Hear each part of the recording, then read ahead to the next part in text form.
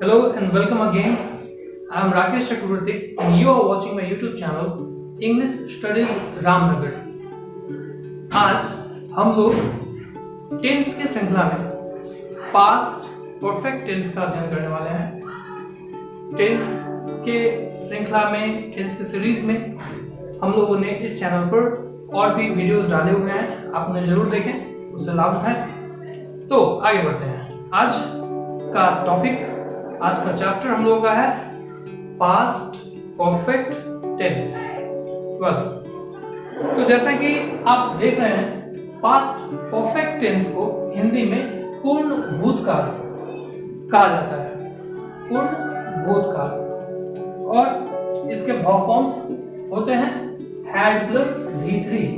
यानी अंग्रेजी के वाक्य में अगर आपको हैड प्लस V3 दिखता है तो वो एक पास्ट परफेक्ट टेंस का सेंटेंस है। फिर पहचान देखें हम लोग हिंदी वाक्यों के लिए, तो हिंदी वाक्य में क्रिया के अंत में यदि चुका था, चुके थे, चुकी थी, या था, ये थे इत्यादि हो तो वो हिंदी का वाक्य भी पास्ट परफेक्ट टेंस में हो सकता है। तो वाक्य का बनावट, वाक्य की बनावट कैसे होगी वो देखें। वाक्य का स्ट्रक्चर होगा सब्जेक्ट, फिर हैड, अगर नेगेटिव है तो नॉट, फिर वर्ब 3, और ऑब्जेक्ट है तो ऑब्जेक्ट का प्रयोग करेंगे। ठीक है, इस टेंस के यूजेस से संबंधित कुछ बात करते हैं। सबसे पहले एक एग्जांपल देख लेते हैं। बड़ा ही फेमस एग्जांपल है, आपने भी सुना होगा। डॉक्टर के आने के पहले रोगी मर चुका था। तो ये एक फेमस एग्जांपल है इस टेंस का। बचपन से हम लोग इसको पढ़ते आ रहे हैं, आपने इसको जरूर सुना है। तो इससे पहले कि मैं आपको इसके ट्रांसलेशन से संबंधित बात बताऊं, मैं आपको बताना चाहूंगा कि past perfect tense, actually past perfect tense समय के किस बिंदु को रेफर करता है। तो let me draw a timeline over here. मैंने यहाँ पे एक टाइमलाइन खींचा है। टाइमलाइन पर आप देखेंगे जो समय अभी चल रहा है वो एक क्षण मात्र है, एक बिंदु मात्र है, और यही क्षण प्रेजेंट कहलाता है। जो अभी चल रहा है, जो बीत गया वो सभी पास्ट है, और जो अभी तक आया ही नहीं है वो सभी फ्यूचर है। तो हम जब भी पास्ट की किसी घटना की बात करते हैं, पास्ट में कहीं भी किसी भी घटना की बात करते हैं, तो ये जो घटना होती है, बिंदु, ये जो समय बिंदु है, यही सिंपल पास्ट होता है। लेकिन यदि हमें इस घटना के पूर्व की स्थिति, पूर्व के समय स्थिति के बारे में बात करना है, यानी इस घटना के पहले जो घटना हो गई है उसके बारे में चर्चा करना है, तो इस घटना के पहले जो घटना हो गई है उसी घटना के लिए प्रयोग करते हैं हम लोग पास्ट परफेक्ट।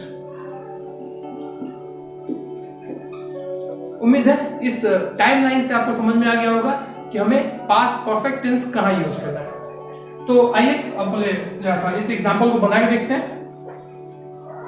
यहां जैसे कि आप देख रहे हैं, यहां भी दो क्रियाएं हैं। एक है डॉक्टर का आना और एक है रोगी का मरना। दोनों ही क्रियाएं भूतकाल में हुई हैं। ठीक है, अब हमें देखना है कि कौन सी क्रिया पहले समाप्त हो गई है। तो डॉक्टर के आने के पहले रोगी के मरने वाला काम हो चुका था, तो ये हुआ हमारा पास्ट परफेक्ट, जैसा कि टाइमलाइन में भी हम लोगों ने देखा था। और चूंकि डॉक्टर का आना भूतकाल की घटना थी, इसलिए इसके हम लोगों ने लगाया सिंपल पास्ट।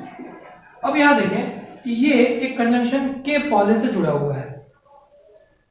ठीक है, तो हम जब इसका ट्रांसलेशन बनाते हैं, पास्ट परफेक्ट वाले को पहले रख लें, यानी इस तरह से बनाए पास्ट परफेक्ट, इसके बाद जोड़ दें बिफोर, और बिफोर के साथ लगाएंगे सिंपल पास्ट की घटना।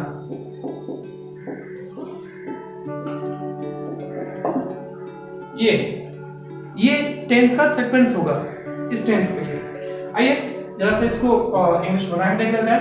सबसे पहले पास्ट परफेक्ट की घटना यानी रोगी का मरना, क्या बनाएंगे? The patient had died. Before the doctor केम।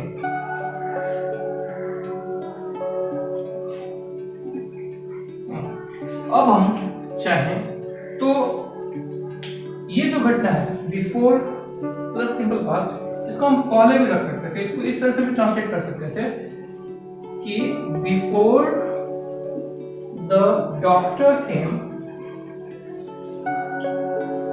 फिर यहां ध्यान देंगे कॉमा लगाने की जरूरत पड़ेगी, the patient had died.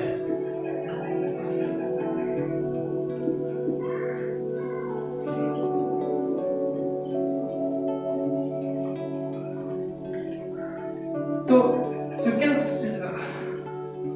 Sequence of tense में हम लोग यहां ध्यान देंगे कि बिफोर के साथ हम लोगों ने सिंपल पास्ट लगाया और मूल वाक्य हम लोग का था पास्ट परफेक्ट टेंस में। ठीक है, अब एक और एग्जांपल देखते हैं। टेंस के लिए एक दूसरा एग्जांपल देखते हैं।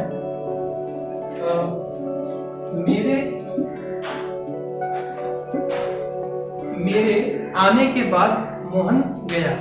यहां भी देखिए दो क्रियाएं हैं, एक है मेरा आना और एक है मोहन का जाना। तो मोहन के जाने की क्रिया मेरे आने के बाद हुई, यानी मेरा आना पहले हो गया, मेरे आने वाला काम समाप्त हुआ, उसके बाद मोहन का जाने वाला काम हुआ। ठीक है, तो चूंकि एक क्रिया पहले खत्म हुई इसलिए ये हो जाएगा पास्ट परफेक्ट, ये बाद में हुई इसलिए सिंपल पास्ट, और के बाद के लिए प्रयोग करेंगे आफ्टर। तो सीक्वेंस ऑफ टेंस क्या हो जाएगा? सीक्वेंस ऑफ टेंस होगा इस बार कि हम पहले सिंपल पास्ट को लगाएंगे, इसके बाद आफ्टर के साथ हम लगाएंगे पास्ट परफेक्ट।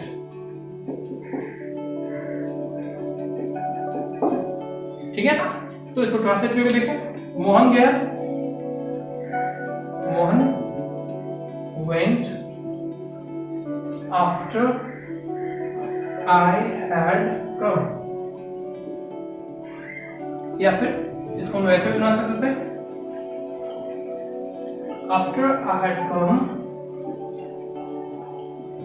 मोहन went। ठीक है, एक और एग्जाम्पल इसमें समझते हैं, और ये थोड़ा और आसान बना देगा चीज को समझने के लिए कि पास्ट परफेक्ट टेंस का प्रयोग हमेशा किसी संदर्भ के साथ होता है। भूतकाल के किसी समय, भूतकाल के किसी कार्य के संदर्भ में ही हम पास्ट परफेक्ट टेंस का प्रयोग करते हैं। तो थर्ड एग्जाम्पल हम लोग का होगा, चलिए मैं आया परंतु ट्रेन पहले ही खुल चुकी थी। यहाँ पे देखिए आपको दो क्रियाएं साफ साफ दिख रही हैं, एक हो गया मेरा आना और एक हुआ ट्रेन का खुलना। यहाँ पे ट्रेन का खुलना चूंकि पहले ही हो चुका है तो ये हो गया पास्ट परफेक्ट, और मेरा आना बाद में हुआ इसलिए ये सिंपल पास्ट, और जोड़ने वाला शब्द यहाँ पे प्रयोग किया गया है परंतु यानी बट। सीक्वेंस ऑफ टेंस में देखें तो हम इसमें कैसे बनाएंगे, I came but the train had already left। ठीक है, इस टेंस में हम सामान्यतः already, much earlier,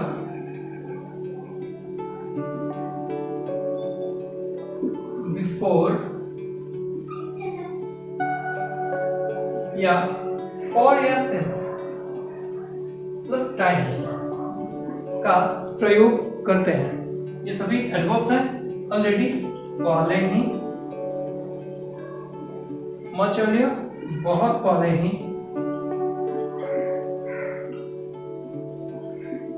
बिफोर इसके पहले। ठीक है, भूतकाल की स्थिति जो लंबे समय तक रही हो उसे भी हम पास्ट परफेक्ट टेंस में यूज करते हैं। जैसे एक सामान्य स्थिति ले लें, भूतकाल की एक सामान्य स्थिति, जैसे वह बीमार था, तो ये एक सामान्य स्थिति है, इसलिए सामान्य सिंपल पास्ट टेंस में बनाएंगे इसको कैसे, he was ill। लेकिन यही स्थिति अगर कुछ दिनों तक या कुछ समय तक लगातार रही हो, तो ऐसी स्थिति में वह 2 दिनों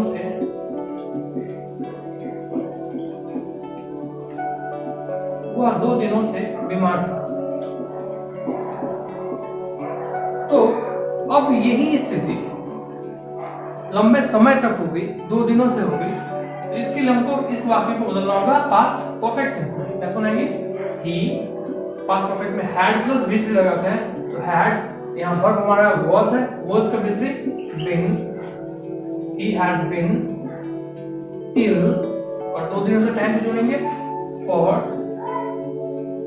2 days। आपको सीक्वेंस ऑफ टेंस को याद रखने की जरूरत होती है। एग्जाम वगैरह में इस तरह के ऑब्जेक्टिव सवाल भी पूछे जाते हैं ग्रामर के। तो अगर आपको सीक्वेंस ऑफ टेंस याद है तो आप बड़ी आसानी से टेंस का प्रयोग कर सकते हैं।